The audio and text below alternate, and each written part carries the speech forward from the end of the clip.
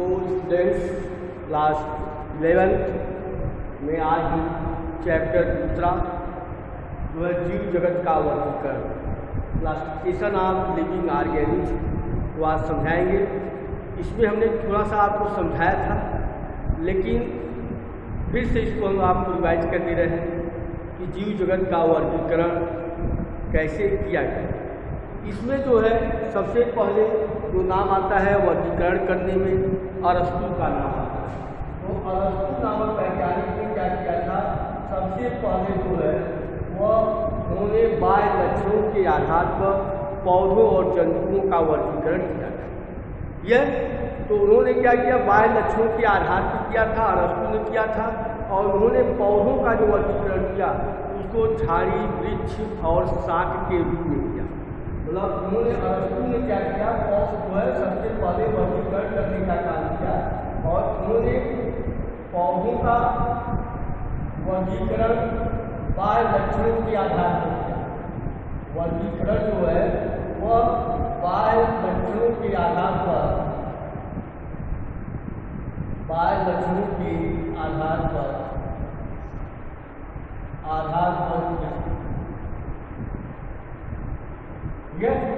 अब उन्होंने क्या किया कि पौधों को 3 भागों में बांट दिया। मतलब पौधों को जो है उन्होंने क्या किया, 3 भागों में बांट दिया।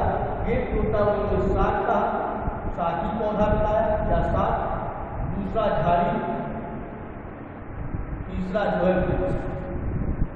पौधों को ये 3 भागों में उन्होंने बांट दिया। तो कहेंगे अरस्तु जो थे वह पहले वैज्ञानिक थे। उन्होंने पृथ्वी पर पाए जाने वाले जो समस्त जीवधारी थे, पेड़ पौधे और जीव जंतु थे, उनका वर्गीकरण करने का काम किया। और उसमें जो है अरस्तु ने पौधों को शाक, झाड़ी और वृक्ष के रूप में बांट दिया। जंतुओं को उन्होंने क्या किया, जो जंतु थे जंतुओं का वर्गीकरण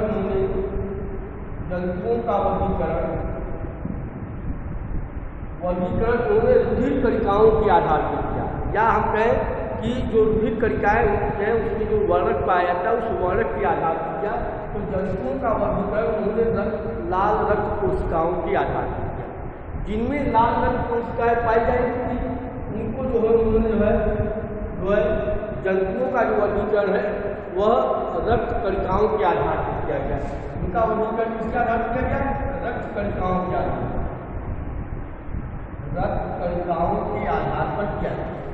इसमें उन्होंने कहा जिसके अंदर आरबीसी पाई जाती थी, आरबीसी और लाल रक्त कणिकाएं जिसके अंदर उपस्थित थी उनको एक वर्ग में रखा गया। जिनके अंदर आरबीसी उपस्थित थी उनको एक वर्ग में रखा गया। इसको उन्होंने क्या किया, इनएमा नाम दिया। और जिसमें आरबीसी और उपस्थित थी, जिसमें आरबीसी नहीं पाई जाती थी यह और उपस्थित थी, उसको उन्होंने एनाइमा नाम। मतलब कहने का मतलब होता है अरस्तु ने जंतुओं का जो वर्गीकरण था वह लाल रक्त कणिकाओं के आधार पर किया। जिसके अंदर लाल रक्त कणिकाएं या रेड ब्लड कार्टल्स उपस्थित थी उनको उन्होंने एनाइमा नाम दिया। और जिसके अंदर नहीं पाई जाती थी, अनुपस्थित थी लाल रक्त कणिकाएं, उनको उन्होंने एनाइमा नाम दिया। इस तरह अरस्तु जो थे वह पहले वैज्ञानिक थे जिन्होंने जीवधारियों का वर्गीकरण किया। इसके बाद जो है दूसरे वैज्ञानिक आते हैं वह लीनियस आते हैं, जिनका पूरा नाम होता है कैरोलस लीनियस। तो कैरोलस लीनियस ने क्या किया, द्विज जगत सिस्टम विकसित किया, द्विज जगत प्रणाली का विकास किया। उन्होंने जो है लीनियस, जो जिनका पूरा नाम होता है कैरोलस लीनियस, और उन्होंने एक किताब लिखी थी जिसका नाम था सिस्टेमा नेचुरी। तो सिस्टेमा नेचुरी नामक किताब थी और उसी किताब में उन्होंने क्या किया कि पूरे जैव समुदाय को 2 जगत में बांट दिया। तो द्विज जगत प्रणाली का विकास जो है यह द्विज जगत प्रणाली का विकास किसने किया, कैरोलस लीनियस ने किया। और उन्होंने क्या किया कि 2 जगत बना दिया। एक होता है जंतु जगत बांट दिया, जिसके अंदर जंतुओं को रखा गया। यह दूसरा उन्होंने क्या किया, पादप जगत बना दिया। ये हमने पीछे लेक्चर में, पीछे के वीडियो में हमने पढ़ाया था। यह और लीनियस ने 2 जगत प्रणाली का विकास किया और इसको जो है जंतु जगत और पादप जगत में बांट दिया। इसके बाद तीसरे वैज्ञानिक आए हेकल। हेकल जो थे इसमें उन्होंने क्या किया, एक नया जगत जोड़ दिया जिसको हम प्रोटिस्टा जगत कहते हैं। मतलब इसमें होता है पादप जगत, जंतु जगत के बाद उन्होंने तीसरा जगत जोड़ा, जंतु जगत, पादप जगत, इसके बाद प्रोटिस्टा, ये जगत जोड़ते हैं। बाद में दूसरे और वैज्ञानिक आए, उन्होंने जो है और उसमें मोनेरा जगत जोड़ दिया। लास्ट जाकर के एक वैज्ञानिक थे जिसका नाम था आर्यन विटेकर। आर्यन विटेकर ये एक साइंटिस्ट थे। इन्होंने क्या किया, पूरे जैव समुदाय को 5 जगत में बांटा, जो सर्वमान्य को माना जाता है। आज जब हम पढ़ते हैं तो वह आर्यन विटेकर के अनुसार ही पढ़ा जाता है। तो आर्यन विटेकर ने पूरे जैव समुदाय को 5 जगत में बांट दिया। तो पहला जगत था उनका उन्होंने मोनेरा जगत बनाया, मोनेरा, दूसरा प्रोटिस्टा, यह तीसरा जो है कवक मतलब फंजाई, चौथा जो है पादप, और पांचवा जो है एनिमेलिया या जंतु, एनिमेलिया या जंतु। इस तरह आर्यन विटेकर ने पूरे जैव समुदाय को 5 जगत में बांट दिया। ठीक, अब देखिए एक एक करके समझ लीजिए। जो मोनेरा जगत है इसके अंतर्गत जितने भी एक कोष्ठी प्रोकैरियोटिक जीव है वो आते हैं। अब देखिए एक एक करके समझ लीजिए, इसको मिटा दें, आपने लिख लिया होगा इसको, और इसको एक चार्ट के रूप में बना लीजिए इसी तरह, और बना लेंगे तो आपको आसानी से समझ में आ जाएगा। और ये वर्गीकरण है। ठीक, अब हम आते हैं आर्यन विटेकर के अनुसार जो वर्गीकरण किया गया था, पूरे जैव समुदाय को जितने जगत में बांटा गया था, इसके आधार पर हम आपको एक एक करके समझाएंगे। ठीक, तो अब देख लीजिए इसमें आर्यन विटेकर के बाद जो है आता है, इसमें जो पहला जगत है वो आता है मोनेरा जगत। मतलब आर्यन विटेकर के अनुसार जो पहला आता है वो आता है मोनेरा जगत। मोनेरा जगत यह तो मोनेरा जगत के जो है ये आ गया, मोनेरा किंगडम आ गया। तो इसके अंतर्गत जितने भी एक कोशिकीय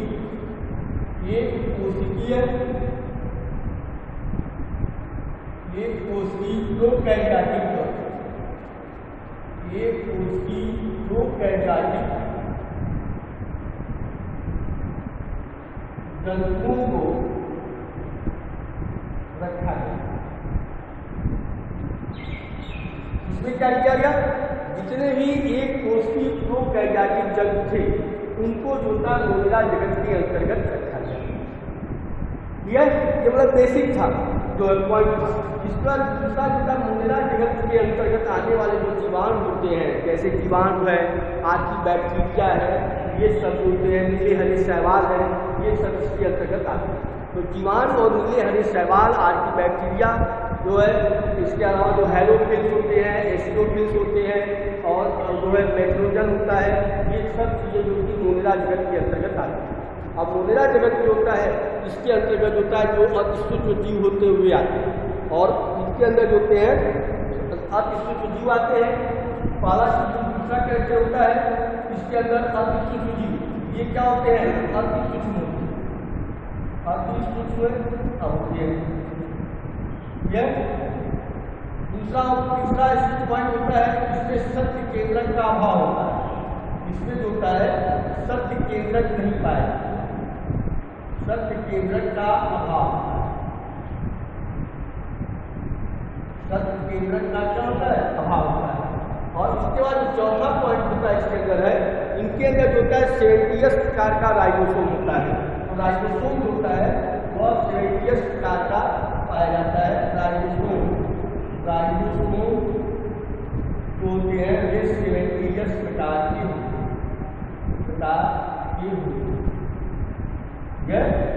सेवेंटियस प्रकार के होते हैं।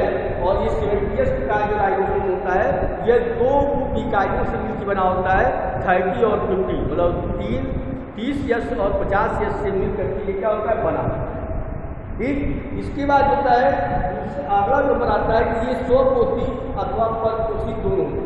मतलब कुछ जो होते हैं स्वपोषी होते हैं और कुछ जो होते हैं परपोषी होते हैं। तो स्वपोषी और परपोषी ये दोनों होते हैं और इसमें कुछ जो जीव होते हैं वह सहजीवी के रूप में काम करते हैं। जैसे राइजोबियम होता है वह सहजीवी में क्या होता है, पाया जाता है। इसके बाद मोनेरा जगत के अंतर्गत जो था, जैसे हमने आपको बताया भी कि इसके अंदर जो होता है अलैंगिक जनन की क्रिया पाई जाती है। मतलब इसमें जो होता है मोनेरा में जो होता है वह अलैंगिक जनन और कायिक जनन की क्रिया होती है। और इसके अंदर जो होता है इसमें जो होता है लैंगिक जनन जो होता नहीं पाया जाता है। ये तो कहने का पहला जो है इसके अंदर जो अगला जो करेक्टर होगा लक्षण इसके अंदर अगला जो होगा कि इसके अंदर जो होता है इनमें जो होता है कुछ जो जीवाणु होते हैं मोनेरा जगत के अंतर्गत आने वाले जो कुछ जंतु होते हैं उनमें कायिक और अलैंगिक जनन की क्रिया पाई जाती है। जबकि लैंगिक जनन का क्या होता है, इसके अंदर अभाव होता है। और ये जो होते हैं सहजीवी होते हैं, मतलब इसमें कुछ जो होते हैं जो जंतु होते हैं वह स्वपोषी होते हैं या परपोषी होते हैं और कुछ जो होते हैं वह जैसे सहजीवी की तरह कार्य करते हैं। जैसे राइजोबियम एक जीवाणु होता है जो सहजीवी के रूप में काम करता है। इसके बाद मोनेरा जगत के अंतर्गत जो उदाहरण आता है हमें मिलता है, जैसे आर्की बैक्टीरिया होता है। यह आर्की बैक्टीरिया मतलब आर्की बैक्टीरिया होते हैं। इस आर्की बैक्टीरिया को भी हमने क्या किया गया, 3 भागों में बांटा जाता है। मतलब इसमें मेन एग्जाम्पल होता है वो आर्की बैक्टीरिया होता है, नीले हरे शैवाल होते हैं। इसके अलावा जीवाणु जो है मेट्रोजन्स है, एसिडोफिल्स है, हेलोफिल्स है, ये तमाम जो है चीज़ें क्या होती है इसके अंदर पाई जाती है। इसमें जो पहला हम आते हैं कि आर्की बैक्टीरिया के द्वारा जो होता है उसमें मेट्रोजन आता है। मतलब आर्की बैक्टीरिया को जो है इसके बाद जो है निश्चित भागों में बांट दिया जाता है। ये और जो आर्की बैक्टीरिया होता है वह प्रिमिटिव प्रोकैरियोट्स कहलाता है और पृथ्वी पर पाए जाने वाले प्रथम जीव कहलाता है। मतलब आर्की बैक्टीरिया जो इसका एग्जाम्पल होता है आर्की बैक्टीरिया कहलाता है। ये इसका एग्जाम्पल हो गया आर्की बैक्टीरिया। आर्की बैक्टीरिया ये इसका एग्जाम्पल है, यह आर्की बैक्टीरिया।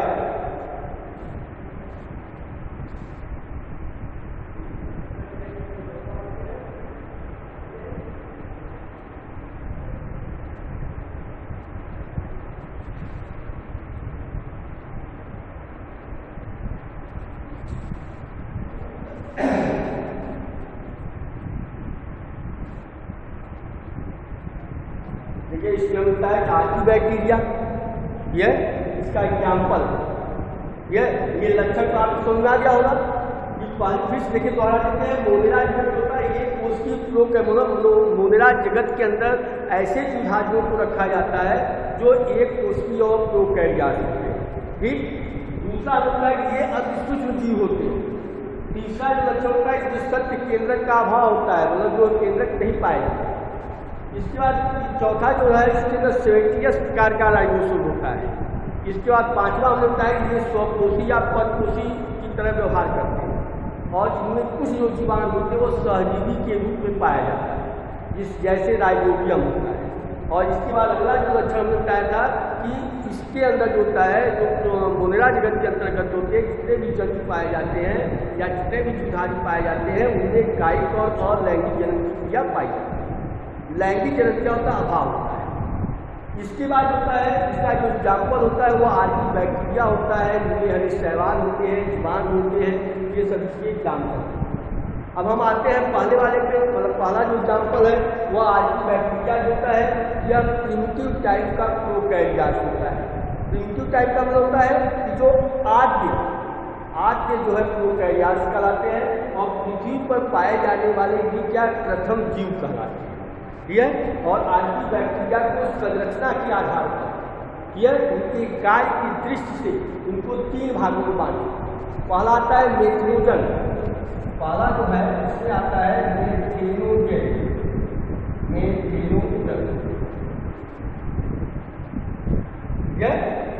तो मेट्रोजन जो होता है ये जो दलदली जो स्थान होते हैं वहाँ पे पाए जाते हैं और अनाशी जो जीवाणु होता है मतलब जो दलदली स्थान पे पाए जाने वाले जो अनाशी जीवाणु होते हैं उससे हम मेट्रोजन करते हैं। और ये जो जीवाणु होते हैं ये जो होता है कार्बन डाइऑक्साइड जो होती है, मतलब इन जीवाणुओं में जो है जीवाणु होते हैं वो कार्बन डाइऑक्साइड के साथ क्रिया करके जो है मीथेन गैस उत्पन्न करने का काम करते हैं।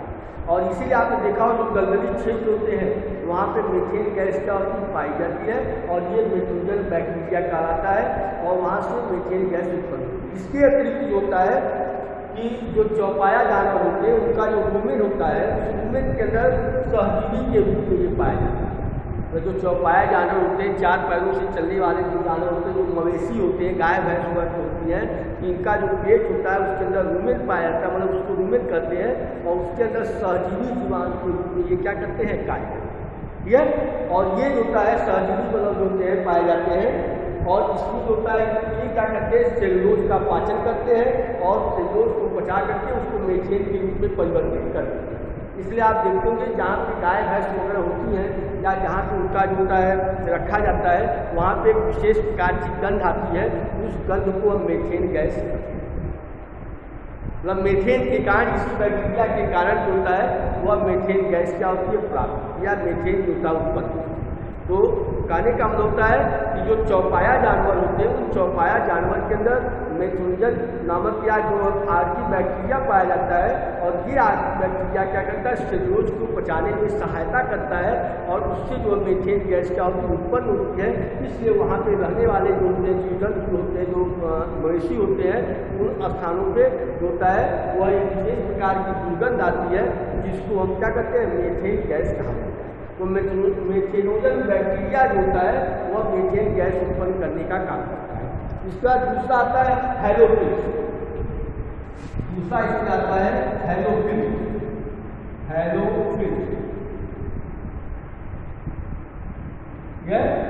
ये हैलोफिल्स भी क्या है कि ये जो होते हैं अति लवणीय जो जल होते हैं उनमें पाए जाते हैं। मतलब जहाँ पे उस जल में पाए जाते हैं जहाँ पे लवण की मात्रा क्या होती है अधिक होती है। और तेज प्रकाश में ये जो होता है युक्त जो झिल्ली निर्मित कर लेते हैं और जो सौर विकिरण में सहायता करते हैं ये और एटीपी बनाने में सहायता करते हैं। तो हैलोफिल्स जो होते हैं ये अति लवणीय जल में पाए जाते हैं, उस जल में पाए जाते हैं जहाँ पे लवण की मात्रा क्या होती है अधिक। इसके बाद तीसरा आता है एसिडोफिल्स का। तीसरा आएगा इसमें होता है thermo acidophils. Thermo acidophils. Thermo acidophils का मतलब होता है थर्मो का टेम्परेचर, इस वर्ग के अंतर्गत आने वाले जो जीवाणु होते हैं वह सबसे अधिक तापमान पर जीवित रहते हैं। ये अधिकांशतः जो गर्म झरने वगैरह होते हैं वहाँ पे पाए जाते हैं और ये 80 डिग्री सेल्सियस तापमान तक जो होते हैं जिसमें रहने वाले जो जीव होते हैं वो सर्वाइव करते हैं। तो ये 80 डिग्री सेल्सियस तापमान पर भी जीवित रहते हैं यह। और इसके अंदर होता है कि जो है थर्मोप्लाज्मा कहलाता है या सल्फा बोलस नामक जीवाणु पाए जाते हैं, वो सब पाए जाते हैं। तो केवल आप बताएंगे कि इस वर्ग के अंतर्गत आने वाले जो आर्की बैक्टीरिया जो जीवाणु होते हैं वह गर्म झरनों में पाए जाते हैं और उनका तापमान जो है 80 डिग्री सेल्सियस के तापमान तक वह जीवित रह सकते हैं। ये जो होता है आर्की बैक्टीरिया का एग्जाम्पल। और मोगरा जगत के अंतर्गत आने वाले जो ये पाला हो गया आर्की बैक्टीरिया। इसका जो दूसरा इसका एग्जाम्पल आता है वो जीवाणु आता है। मोगरा जगत के अंतर्गत क्या है आर्की बैक्टीरिया आता है, इसके बाद जीवाणु आता है या बैक्टीरिया आता है। अब इसके बाद हम बैक्टीरिया के बारे में पढ़ेंगे। बैक्टीरिया क्या होता है, जीवाणु क्या होता है। ये क्या है मोगरा जगत का एग्जाम्पल है। मतलब मोगरा जगत के अंदर आर्की बैक्टीरिया आते हैं, जीवाणु आते हैं, नीले हरे शैवाल आते हैं, ये सब आता है। तो अब बैक्टीरिया क्या होता है, जीवाणु क्या होता है। जीवाणु जो होते हैं वो सूक्ष्म जीव होते हैं और इनको जो है साधारण सूक्ष्मदर्शी की सहायता से देखा जा सकता है। और जीवाणुओं की खोज जो है सर्वप्रथम एंटोनी वान लीवेनहार्ट ने किया था। जो दांत की मैल होती है, खुरचन होती है, उसको उन्होंने स्वनिर्मित सूक्ष्मदर्शी से देखा और देखने के बाद जो है उनमें उनको छोटे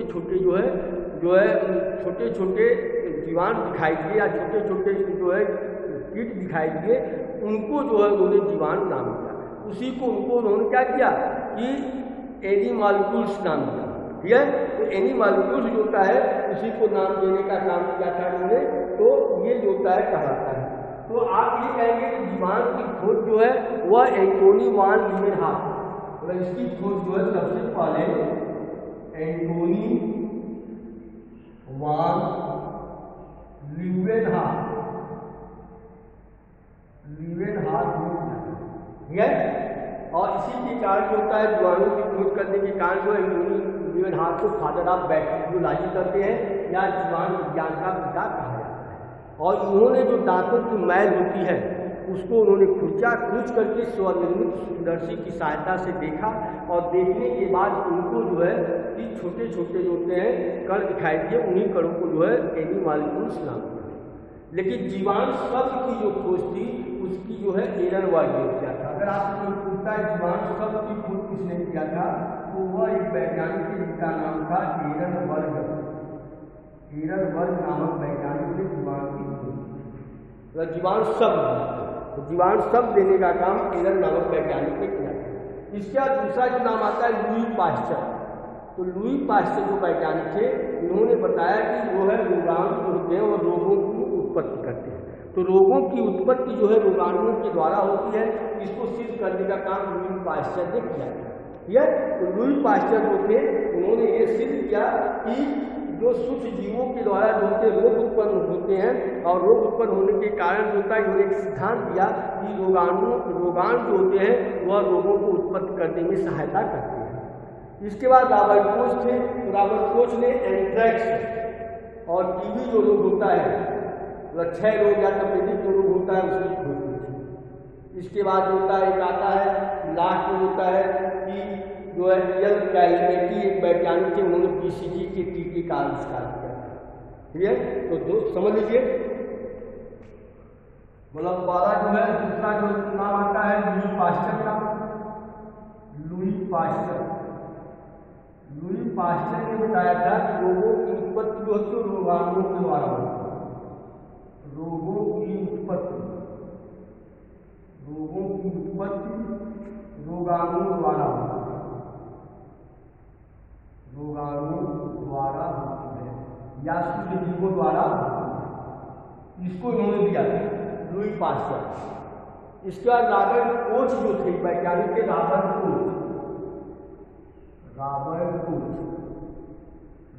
कोच ने क्या किया था, उन्होंने एंथ्रेक्स और टीबी क्षय रोग और एंथ्रेक्स